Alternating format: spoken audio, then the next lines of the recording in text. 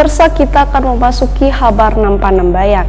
Pembahasan panitia khusus rancangan peraturan daerah tentang rencana tata ruang wilayah Banjarmasin tahun 2021-2040 kada hanya menata kawasan kumuh, namun juga menata wilayah pembangunan perkantoran pemerintah kota Banjarmasin, sehingga wilayah pembangunan perkantoran pemerintah kota kedepannya menjadi terpadu. Pemirsa, inilah Habarnam selengkapnya.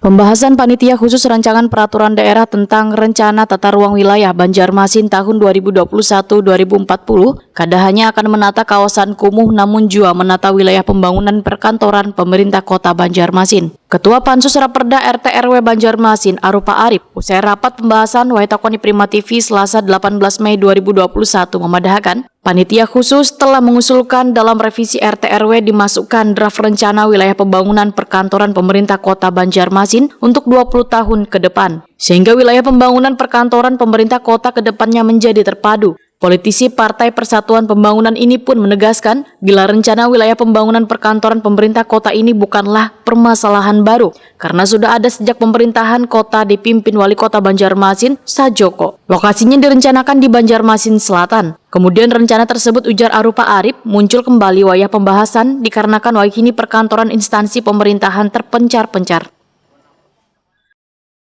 Jadi kalau menurut kita untuk memperindah kota Banjarmasin ini memang harus mempunyai rencana 20 tahun lebih atau 20 tahun ke depan lah sesuai RT RW ini kan.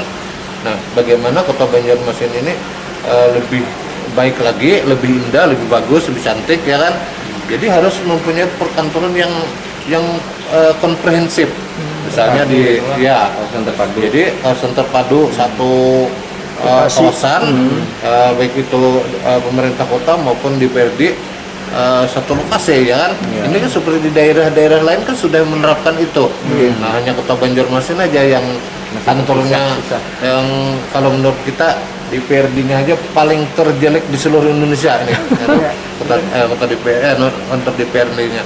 Kalau di daerah lain lihat saja di daerah-daerah di kabupaten di Kalimantan Selatan aja sudah mewah-mewah semua. Wacana ini pun, ujar Arupa Arif, sudah masuk dalam usulan kemudian dilanjutkan dalam pembahasan bersama instansi terkait di lingkup pemerintah kota Banjarmasin agar titik lahannya harus betul-betul disiapkan, sehingga pemerintah kota sudah harus menyiapkan lahan mulai kini bila perlu bisa membeli lahan warga.